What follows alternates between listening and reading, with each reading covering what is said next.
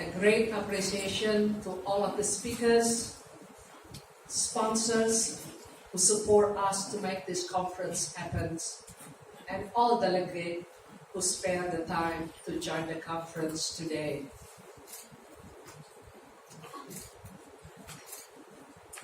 Allow me to introduce myself. I'm Luciana Indomo from ICC Indonesia. And I also would like to introduce the President of ICC Indonesia, Bapak Ilham Habibie. Selamat pagi, Pak Ilham. Thank you.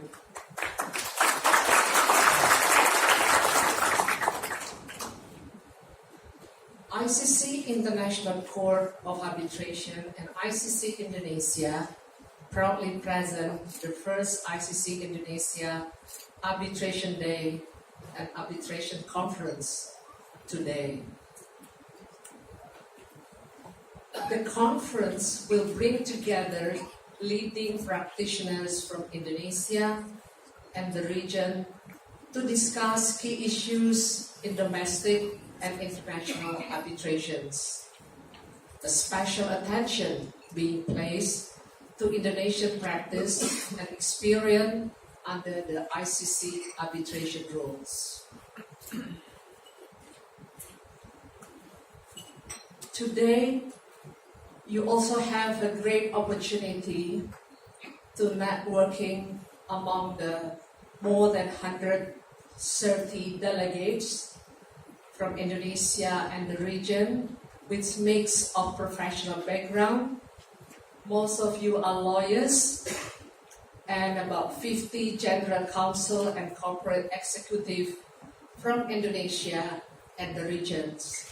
Singapore, Malaysia, Philippines, and also a few from Australia, Korea, India, Bangladesh, and all the neighbors countries. We will have the inaugural sessions and followed by 4 interactive panel discussions. We already have all the speakers for inaugural sessions. I would like to invite Bapak Frans Winata to deliver his welcome remark.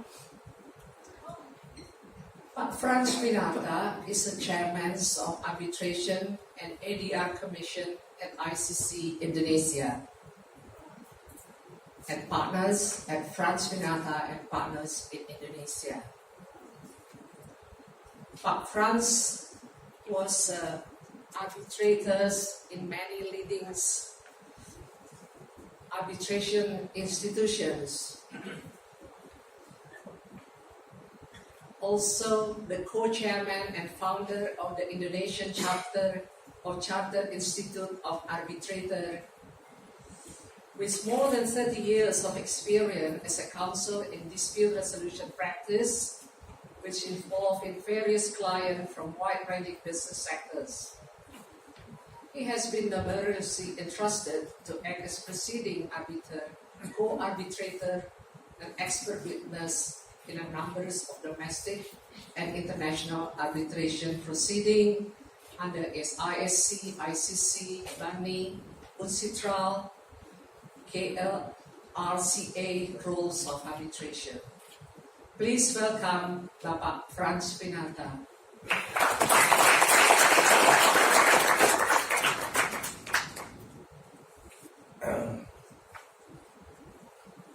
Good morning, ladies and gentlemen. The Honourable President of the ICC International Court of Arbitration, Mr. Moro, Mrs. Moro. The Honourable Justice of the Supreme Court of the Nation, the South Asia Regional Director of the ICC Arbitration and ADR Commission, representatives from the International Court of Arbitration, representative from ICC Indonesia, representative for the Arbitration ADR Commission of ICC Indonesia, and I forgot to mention also the chairman of ICC Indonesia, Mr. Ilham Habibie. Speakers, guests and invitees. Dear honorable invitees, attendees, firstly, please let me express my deepest gratitude to both the International Court of Arbitration in Indonesia, or ICC Indonesia, for organizing the first ICC Indonesia Arbitration Day. Attendees, the statistics from the Indonesian Investment Coordinating Board shows that the value of domestic and foreign direct investment in Indonesia has reached an amount of around 693 trillion rupiah, or it is equal to 52 billion US dollars. This value shows an increase of 13.1% year-on-year growth compared with the total value of investments reached in 2016. The significant sum and growth rate may prove that the development of politics and economy in Indonesia has created a good investment and business climate, which encourages domestic and foreign investors to carry out business in Indonesia. And aside from the politics and economy, administration, which keeps on evolving to provide convenience to the investors, also plays an important role on the aforementioned value and growth. However, to maintain such achievement, it should be taken into account that Indonesia must keep on moving forward and bettering itself by keeping on improving the investment support system, including the legal system. Certainly, the need for improving the legal system as part of the investment support system has been expressed by the foreign investors recently, and according to them, the investors, the healthy investment climate should be complemented by a reliable dispute resolution mechanism to guarantee legal certainty. As we know, in every business transaction, there is a probability of differences between the business actors arising from many possible factors, such as differences often lead to an inevitable dispute between the parties involved in the relevant transactions. Given this, our comprehensive dispute settlement mechanism has turned into basic needs for every domestic and foreign investor. Additionally, in resolving disputes, the public has recognized litigation through the district court for a long time. However, given the fact that court litigation is time-consuming due to the remedy provided to the losing party through the appeal, cassation, and motion to reconsider, and there is no confidentiality in the proceeding as it is conducted in an open door session. Business actors often become reluctant to undergo such procedure. Hence, to tackle this issue, the public needs another dispute resolution mechanism. Honorable attendees, arbitration might be one of the solutions to the time-consuming and non-confidentiality issues I have previously described. Arbitration itself can be generally defined as an out-of-court dispute settlement mechanism, which is based on a written arbitration agreement made between the parties. One of the available arbitration rules that can be agreed upon by the parties in the ICC rules of arbitration, the 2017 version of such rules, which shall be the latest version, which has provided features including the emergency arbitrator. The emergency arbitrator might be a fast mechanism for parties who urgently need an interim or conservatory measure prior to the constitution of the arbitral tribunal in Indonesia, as there is no opportunity for a party to seek such measure through the district court in the event that the parties opt for a non-litigation dispute settlement mechanism. The existence of this procedure might be an advantage which provides an alternative to this disputing party. In making an arbitration agreement, the parties should be very mindful of the composed clause so that the agreement is not considered as null and void, inoperative, or incapable of being performed. And in such event, referring to the Article 2.3 of the 1958 New York Convention on the recognition and enforcement of foreign arbitral awards, the dispute settlement can be returned to the court's jurisdiction. To provide a deep insight of the ICC arbitration, this event will elaborate to development of its rules. Furthermore, to share previous experiences of the practitioners, the panel of speakers will also elaborate the oral advocacy in the proceedings, which include the delivery of the oral statement before the tribunal and cross-examination and other practical aspects of arbitration proceedings, including the drafting of an arbitration agreement. In the end, to have the award resulting from the arbitral proceedings properly registered and enforced, this event will also share insights related to the registration and enforcement of an arbitral award, which often become an obstacle to parties.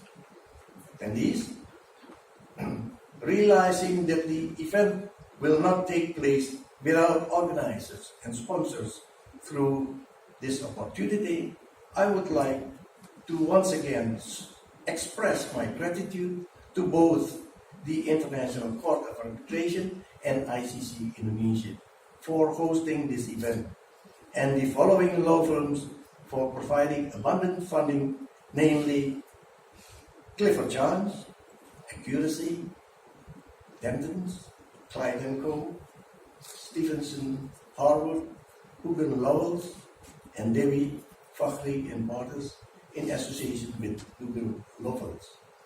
Through this opportunity, I would also like to thank all attendees, in particular those coming from abroad, for their willingness to come to Jakarta.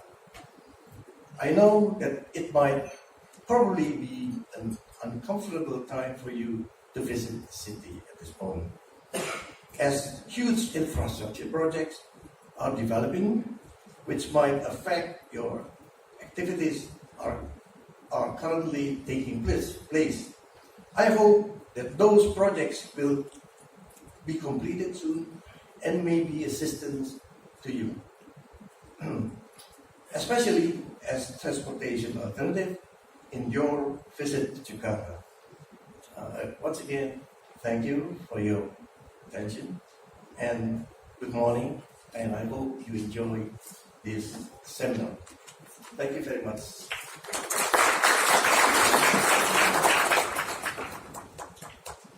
Thank you, Pak Franz. Distinguished ladies and gentlemen, before we move into more deep programs, we have a special address by Michael Lee. Michael is an international arbitrator based principally in Singapore. He has a wide-ranging practice as international arbitrator, having served as a member of tribunal in over 130 international arbitrations, administered under the rules of various international arbitration institutions. Michael has also acted as a counsel and legal advisor in numerous arbitrations under institutional rules, including ICC, LCIA, Stockholm Chambers of Commerce, as well as ad hoc arbitration in commercial, banking, insurance, and commodity. Please welcome Michael Lee to share his knowledge and experience.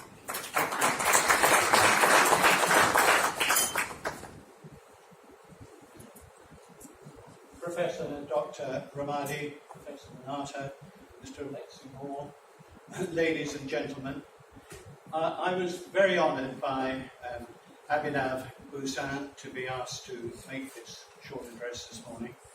I asked Abhinav what topic he would like me to speak on, and it was told it could be anything. Well, this is a very dangerous statement to make, and it reminded me of my elder daughter, who met her husband-to-be at a party, and he was wearing a T-shirt on which was written, "Ask me any question." And she went up to him, not having met him before, and said, "What colour are my mother's curtains?" He was a bit staggered by this question, but anyway, all was well, because they subsequently ended up getting married. Now, turning to today, some arbitration practitioners might be heard to say, "Oh no, not another arbitration day," because there have been many of them. But I think an arbitration day in Indonesia, which so far as I'm aware has not had one before, certainly hasn't had an ICC arbitration day before, is to be welcomed. And ICC Indonesia is to be congratulated on putting together a very interesting working programme. I don't think one can overestimate the value of conferences such as this one. They're both educative and they form a platform for the exchange of ideas, which often lead to innovative changes in the way international arbitrations are conducted. I've been practicing as an international arbitrator for nearly 20 years, and during that time I have seen a sea change in international arbitration and the way it's conducted. Soft law has been developed, such as the IDA rules on taking of evidence, IDA guidelines on conflicts of interest and on party representation, just to name a few. And arbitral institutions have grown up and developed, and their rules have been developed to encompass innovative techniques, some of which will be discussed today, like emergency arbitrator relief and early determination of claims and defences without manifest merit. One development, though, which is not so welcome, at least so far as I'm concerned, is that of due process paranoia, which is a problem which I think has grown up over recent years. The Queen Mary University of London and White Case survey earlier this year indicated that due process paranoia continued to be one of the main issues which prevented arbitral proceedings from being time and cost efficient. A previous White Case survey, defined due process paranoia as a perceived reluctance by arbitral tribunals to act decisively in certain situations for fear of the award being challenged on the basis that a party did not have the chance to present its case fully. Due process paranoia can, of course, manifest itself in several different ways. It can be a case management decision by the tribunal, which may pay overdue deference to considerations of due process. It might be a belief by the tribunal that a cautious approach may be necessary because there's a risk that the award may be set aside or not enforced. Now, of course, arbitrators should always be conscious that they have a duty to ensure, so far as they can, that their awards are enforceable. And indeed, arbitral institution rules, such as the ICC rules, do impose a positive duty on tribunals to ensure, so far as they can, that their awards are enforceable.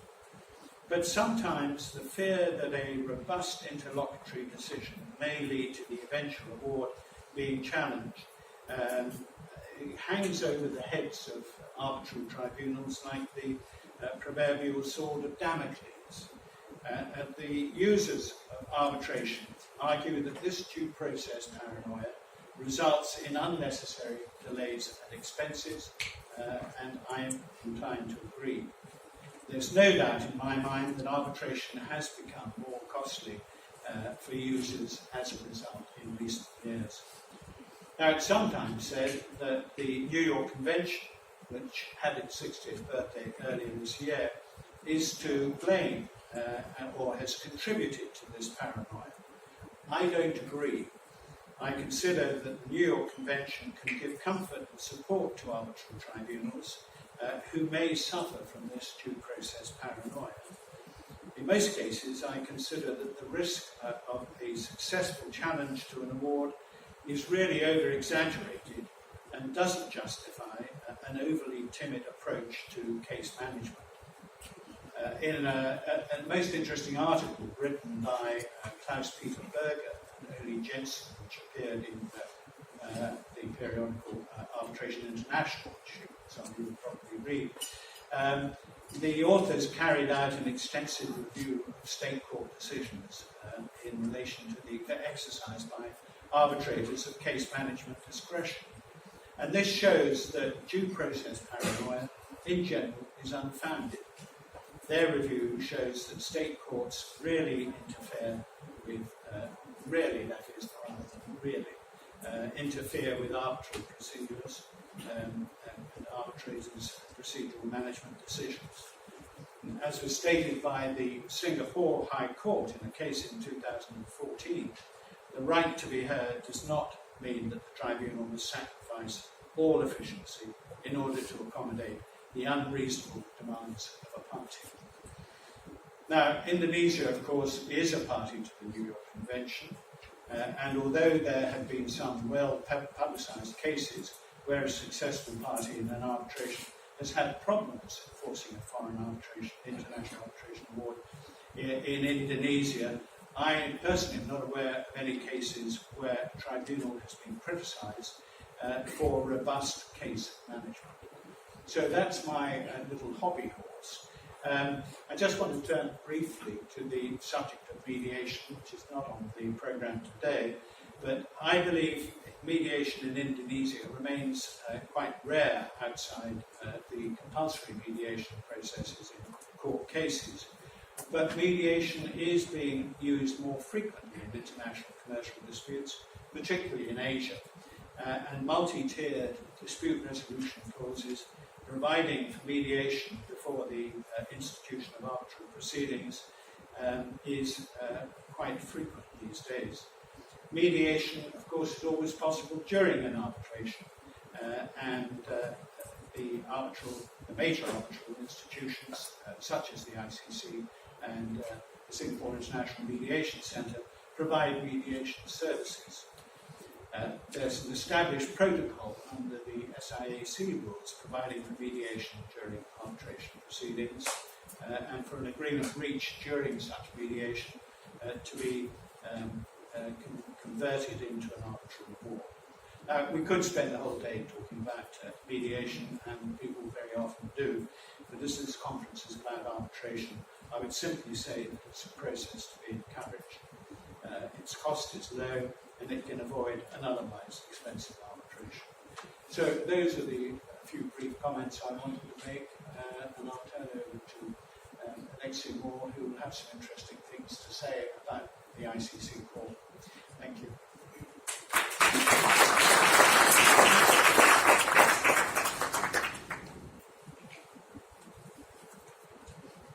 Next program is a keynote address by Alexis Moore, President, ICC International Court of Arbitrations.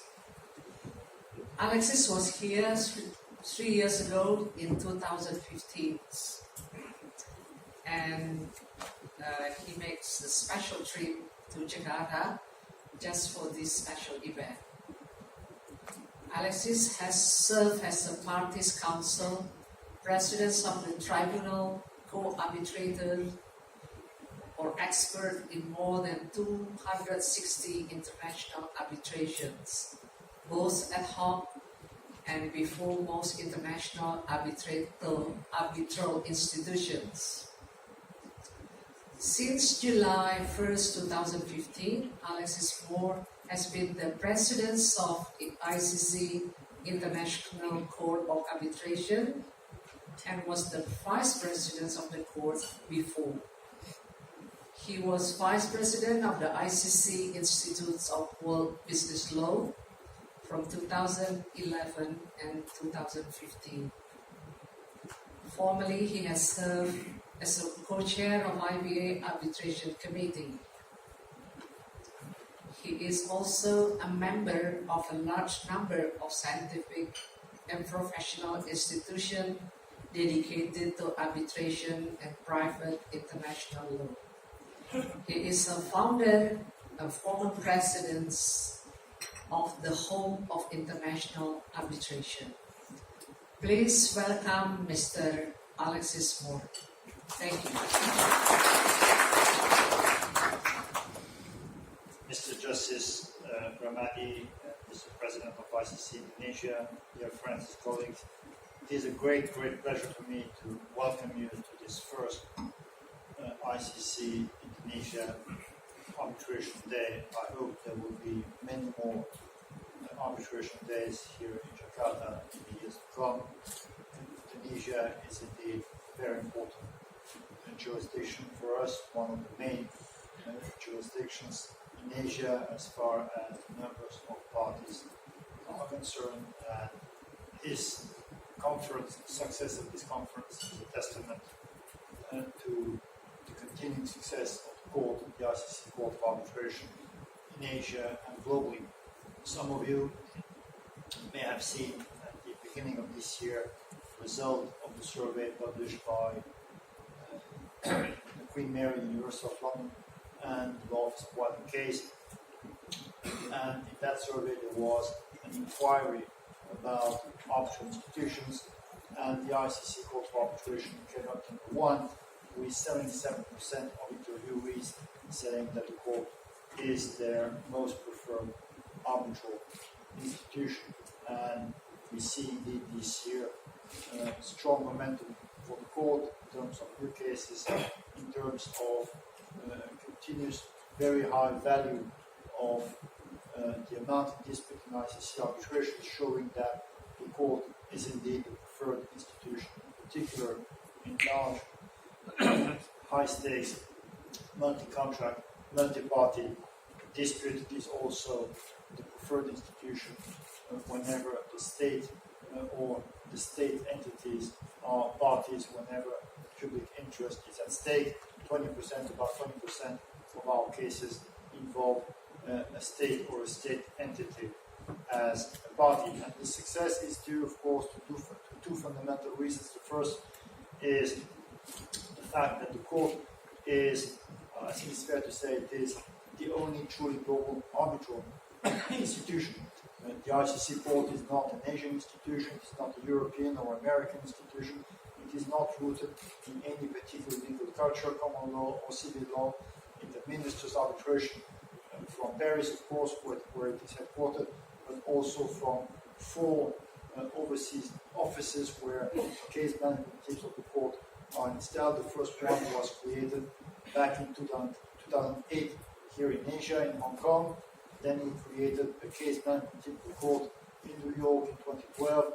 Sao Paulo came at the end of last year, and the last one, of course, is our team in Singapore, which is led by Hazel Tang, which is here with us today. And I think it is a very important development for the court in Asia. It is something that at times is not sufficiently known. It is possible to have an ICC arbitration seated in Indonesia, administered by a team in Singapore, and we are, by all effect, not only, of course, a global institution, but also a Singaporean and Hong Kong and New York and Sao Paulo institution. And by doing this, we are closer to the users and will bring added value to our arbitrations. The second reason is, of course, the very high quality of the services that are provided by the court, in particular as far as the case management is concerned, and the scrutiny of the board, which is a unique service of the court. The court is the only arbitral institution having such a process of review of awards, of draft awards, first at the level of the Secretariat, then management, then of course at the level of the court, either in a special committee or at the plenary session of the court. This is a process in which we invest a huge amount of human resources, in which we invest a lot of our time and money, and it is a process which results in increased quality of awards, to a lower likelihood that awards be denied recognition or annulled. And again, it is something that is unique to the ICC. I think many institutions around the world probably devote more time to do marketing and business development than case management. And probably we at the ICC do not devote enough time to do business development and marketing, because we devote most of our time to serving our users in our arbitrations. We have in the past 2 or 3 years introduced a number of new policies to increase the quality, efficiency of our arbitrations, because of course time and cost are one of the major questions that is faced by arbitration today. We have in our 2017 arbitration rules introduced expedite rules for claims of limited value. As you know, these rules apply on an opt-out basis. They are mandatory whenever the arbitration agreement post-dates the 1st of March of 2017 and the amount of disputes is lower than $2 million. It is a fantastic tool which allows the parties to obtain an award effectively in 6 months as from the case management conference. So it is a reduced time lag with limited cost, with broad powers given to the sole arbitrator, because it is normally the sole arbitrator to conduct the arbitration in accordance with this requirement for expeditiousness by, as the case may be, refusing to hold a hearing, deciding the case on documents only, or not having a document production process. This tool has been extremely successful so far.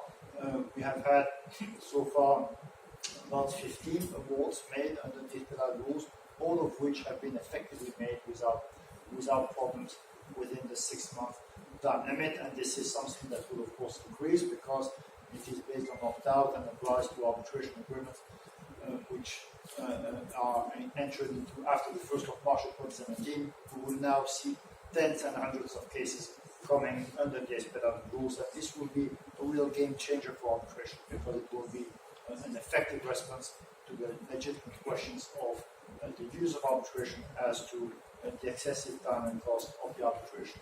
We have also reduced the time limit for those. We have created a time limit for the submission of draft arbitral awards to the court, which is 3 months for 3 members tribunals, 2 months for a sole arbitrator, with sanctions in case of a delay. Now, tribunals have the obligation to submit a draft award to the court in that time limit to explain why they are delayed and what are the legitimate reasons why they are delayed, if there are any, and the court is extremely rigorous in considering these circumstances, and we have in a large number of instances reduced the fees of the arbitral tribunals in case of delays that were not justified.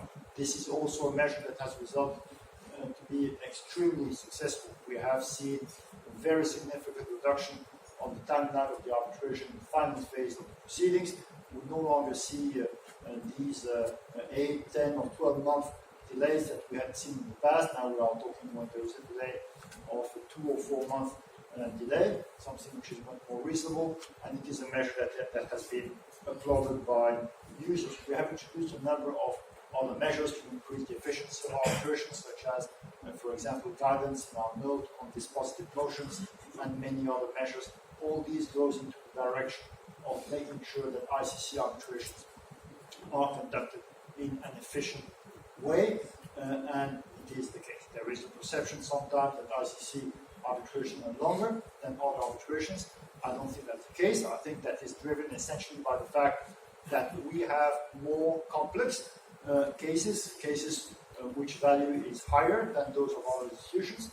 The average value in dispute in ICC cases is now $137 million, which is, I think, 8 times more than the average value of dispute in any other arbitral institution.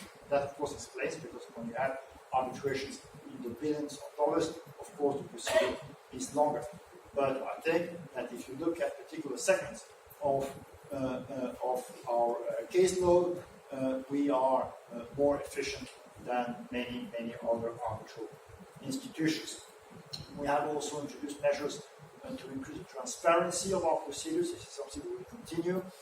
Next year, we have now, since 2016, we have been publishing the composition of all ICC tribunals on our website. Anyone can see by consulting the court's website who sits with whom in a given ICC case. We will increase that by now publishing the name of counsel in ICC cases. We have introduced a new policy to provide reasons for the court decisions on challenges, but not only on challenges, on prima facie jurisdictional decisions made by the court, on consolidations, and this is also a measure of transparency and also accountability of the court to our users. One point which is extremely important to me is, of course, ethics. There is no arbitration system without sound and efficient and enforceable rules on ethics. We have introduced guidance on this. We have introduced new rules, in particular as far as conflict disclosures are concerned. It is for us a fundamental principle that the parties have the right of being aware of any circumstance that is such in their eyes as to affect the independence and impartiality of arbitrators, and we do make sure that arbitrators, prospective arbitrators, under the ICC rules, declare these circumstances in a transparent and forthcoming manner. And although lack of disclosure does not entail in and by itself disqualification, it is something that is taken into consideration with rigor by the court.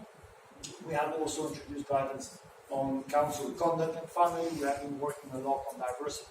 I'm very proud of the fact that the new court, the new ICC court, which entered into force, was elected on the 1st of July of 2018 of this year, has now complete gender parity. We have as many men and women in the court. 50% of our members are first-time appointees. 50% of our members are of less than 50 years of age. So it is an extremely diverse. We have about 30% of our members coming from Asia. So it is an extremely diverse body of high-quality practitioners with a high level of renewal and, of course, an unprecedented level of women participation in the court. Of course, we need to do more. We need to work more on diversity in our population of arbitrators. There is still a situation which, amongst the 1,600 or so arbitrators that the court confirms or appoints each year, there is still a dominance of male arbitrators coming from Western Europe, North America. We need to do more to encourage young practitioners to enter in our tribunals and to see more arbitrators from raising jurisdictions, in particular from Indonesia, and this is why this conference is so important. I'm sure that in the years to come we will continue the work that is starting today to strengthen the arbitration community here in Indonesia, to make sure that we have more Indonesian arbitrators in our tribunals and to maintain the court here in Indonesia as elsewhere at the very high level at which it is today. I wish you a very good conference and thank you very much for your attention.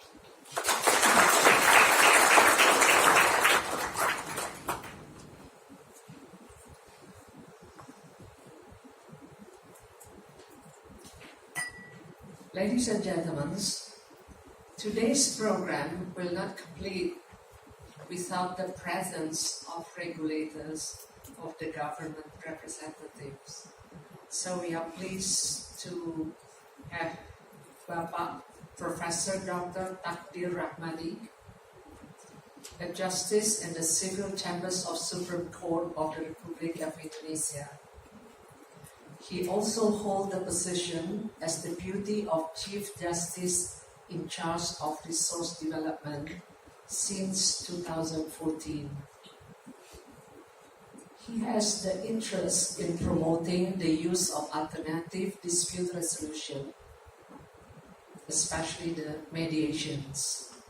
He was a member of the working group drafting the Supreme Court rule concerning court annex mediations. Since his appointment as a justice, he has become Vice Coordinator of Judicial Reform Team at the Supreme Court. Please welcome Bapak Profesor Dr. Takdir Rahmadi.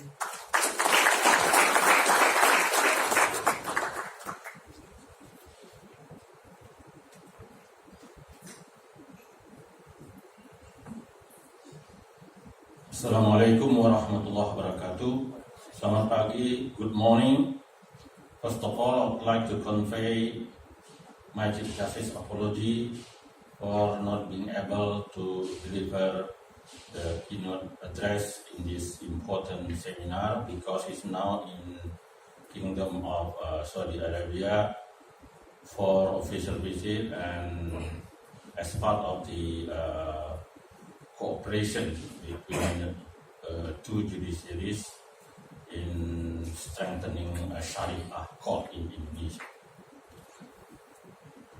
President ICC International Court of Arbitration, Chairman of Arbitration and ADR Commission ICC Indonesia, arbiter, distinguished participant of the first ICC Indonesia Arbitration Day. On behalf of the Supreme Court of the Republic of Indonesia, I would like to thank to all organizers of this seminar, in particular the ICC International Court of Arbitration and ICC Indonesia, which are hosting the seminar and has given Supreme Court of Indonesia the opportunity to deliver keynote address. In law literature, arbitration and mediation are mentioned as alternatives to court adjudication process. The Indonesian legal system also recognized the existence of arbitration through the Statute Number 30, 1999 concerning arbitration and other type of alternative dispute resolution. The Supreme Court of the Republic of Indonesia always welcome to the development and practices arbitration as well as mediation as methods for resolving civil disputes. The Supreme Court received cases annually from 13,000 to 15,000 cases on average through cassation and final review process. Around 38 to 40% of the total number of cases entering the Supreme Court in civil dispute. Such a number of cases entering the Supreme Court, of course, has become a challenge for the Supreme Court to deliver decision timely and to prevent any delay.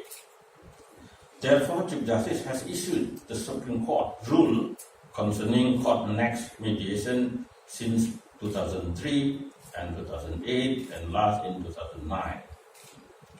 Under this rule, except labor cases, competition law cases, bankruptcy cases, and consumer protection, all civil cases are compulsory to go to mediation first before judges begin the hearing of the cases.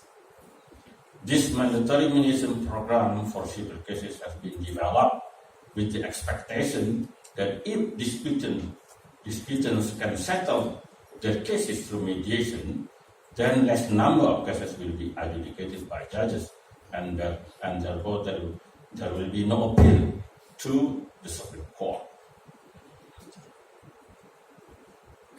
This rule also encourages disputants to settle their cases out of court. However, only 4% of total cases entering the court can be successfully mediated and resolved. Chief Justice also in 2015 promulgated the Supreme Court rule concerning small claim, where dispute involving monetary claim up to 200 million shall be adjudicated in the court of first instance only. For these small claim cases, appeal to the Court of Appeal and to Supreme Court are not available.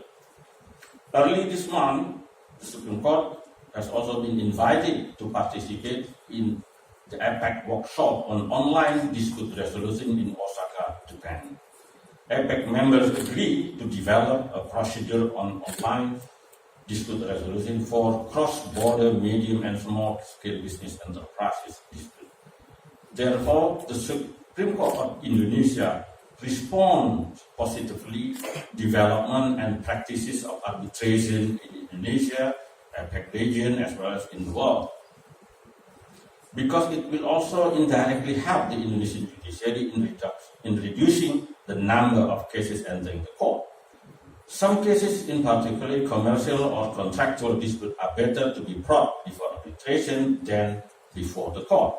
Through arbitration, parties or disputants might receive legal solution to their case in efficient manner, because an arbitration award is legally considered as final and binding decision for parties.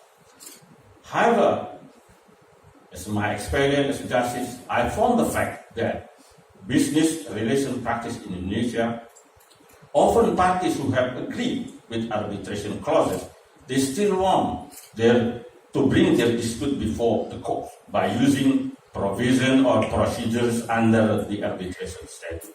So again, the courts are often directed by parties to hear the cases again after they are not happy with arbitration award.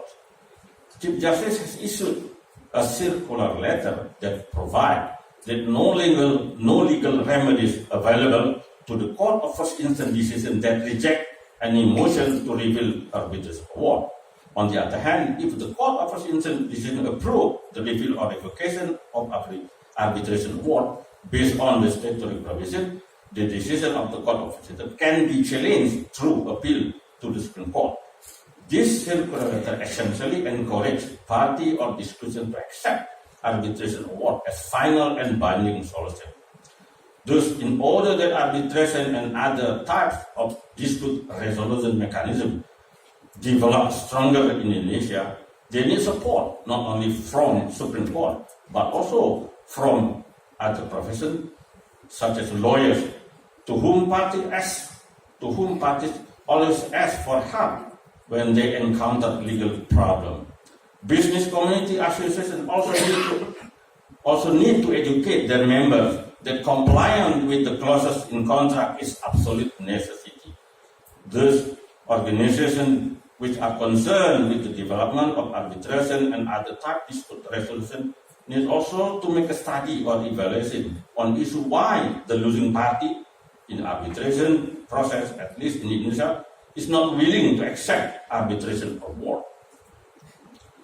And also need to work together with lawyers, association, business community, organization, and in educating the role and benefit of arbitration as a way of resolving dispute in efficient manner. Have a good seminar and enjoy staying in Indonesia for foreign participants. Thank you very much.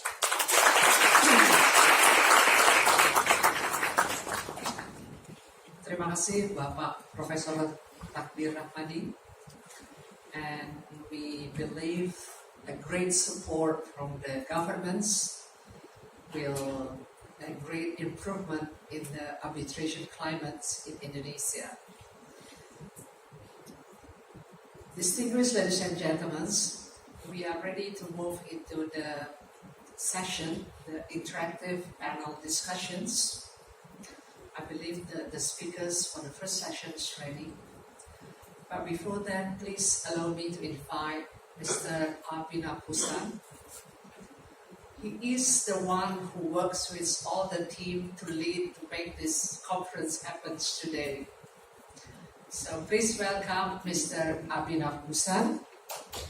He is the Director of Southeast Asia ICC Arbitration based in Singapore.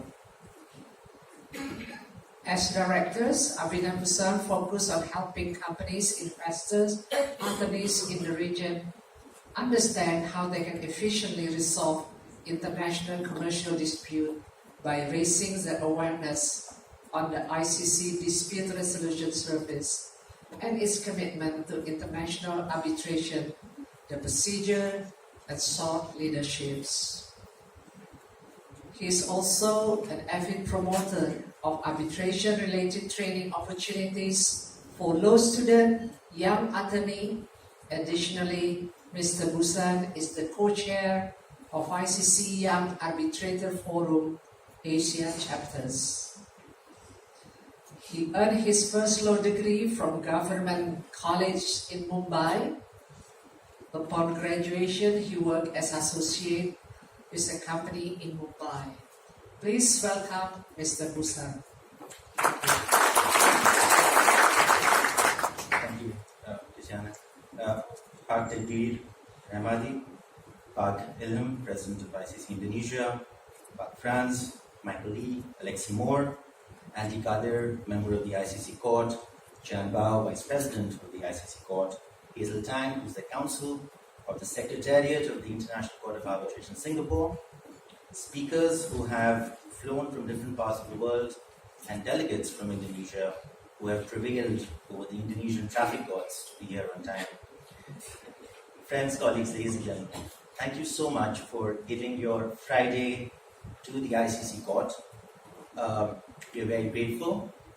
At the very outset, my job here is to give the vote of thanks, and I will do that. And allow me to start my vote of thanks by thanking Indonesia. I have been in Jakarta for the last 25 days at a stretch. As director, my job is to go to different countries, talk to investors, talk to councils, lawyers, judges, do trainings and seminars. But this is actually the first time where I have been in one country for 25 days. And I want to thank everyone in Jakarta and in Indonesia for being so warm, so welcoming, so receptive, so attentive in what I have to say and what I have to tell about the ICC Court. I have given about 20 presentations so far to different law firms, general counsels, companies, etc. And I will continue to do that for the remainder of the time that I'm here and going forward in 2019. The idea behind all of this, what we are doing today, is to give the Indonesian users the benefit of ICC arbitration, no longer from Paris, no longer from Hong Kong, but here in Jakarta, through the new ICC offices in Singapore. Now, culturally and traditionally, I understand that Indonesia and Singapore have a very deep relationship. And perhaps this is one of the reasons why Alexei, when he became the president, he decided to expand the teams around the world. At the time when he took over as president, we had 7 teams in Paris, and 1 team in New York, and 1 team in Hong Kong. Since Alexei has taken over, we've started the 10th team in Sao Paulo and the 11th team here in Asia, which is the 2nd Secretariat of the ICC in Singapore. So going forward, the Indonesians need not file their request for arbitration in Paris or in Hong Kong or in New York. They can do it out of the Singapore offices. And the team is ably led by Hazel Tang, and we have 2 other deputy counsels. It's a full-fledged team now in Singapore to cater to the Indonesian parties. The other myth that I hear about ICC arbitration is that you need to do something with Paris, and that unfortunately is not true. You can do an ICC arbitration here in Jakarta, seated in Jakarta, administered out of the Singapore offices. And we very much hope that you use that service going forward. The second thing I want to talk about is ICC Indonesia. We have a national committee in every country, in almost every country, and we have a very active chapter of ICC Indonesia, of which the executive director is Luciana Indomo. We have the ICC Indonesia Arbitration Commission, which is chaired by France. And the idea going forward would be to expand the ICC Indonesia Arbitration Commission, make it open for all the Indonesian practitioners and users in Indonesia, create a small sort of a commission, and the idea of that commission would be to promote ICC arbitration and the practices of the ICC Court, to do more events, to do more seminars, create a small selection committee within that arbitration commission, so that every time the ICC Court or Hazel writes to ICC Indonesia to appoint an Indonesian arbitrator, the selection committee within the ICC Arbitration Commission, Indonesian Arbitration Commission, can select the right candidate to act as an arbitrator in ICC cases. As far as I am concerned, I will be around, and in 2019 we will do many more seminars, smaller seminars, trainings for arbitrators, on oral advocacy, on drafting of the award, and various other modules that I will be sort of leading with the assistance of ICC Indonesia. And I invite you all to reach out to the court. The court provides neutral advice on the interpretation of the rules, how to file the request for arbitration. I provide neutral advice as to where you can have your seat, where is the governing law, what you should have as the place or the venue, etc. And I advise and I consult with hundreds of lawyers and hundreds of general counsels on a daily basis on email, WhatsApp, and that's a service that the court is happy to provide absolutely free of cost. And I invite all of you to use that service because the court puts and invests a lot of resources in creating and making those services available for users in Indonesia. Last and certainly not the least, none of this would ever be possible without the generous support of the sponsors. And I would like to thank Clifford Chance, the gold sponsor, the exclusive gold sponsor for today. Kabir in particular, thank you for your support. Accuracy and Denton's as the silver sponsors, and thank you Jonathan, thank you Herman for your excellent support. I would also like to thank Hogan Lovells as a silver sponsor and their Indonesian counterpart, Devi Negara Fakri and Partners as a silver sponsor. Thank you Kent for your lovely support. Clyde & Co as a bronze sponsor, Prakash, thank you very much. Stevenson Harvard, Tim as a bronze sponsor, thank you. And of course, ICC Indonesia. There will be 4 very intellectually engaging, informative sessions through the day, which will be led by various experts of international arbitration from around the world. There will be lunch that will be served here outside, and we have some time between the first session and during the lunch break, so that it's Friday today, so everybody can do the prayers and perhaps be back on time for the second session. Thank you very much, and I look forward to interacting with many more of you during the day and in the coming days and years and months for ICC arbitration. Thank you.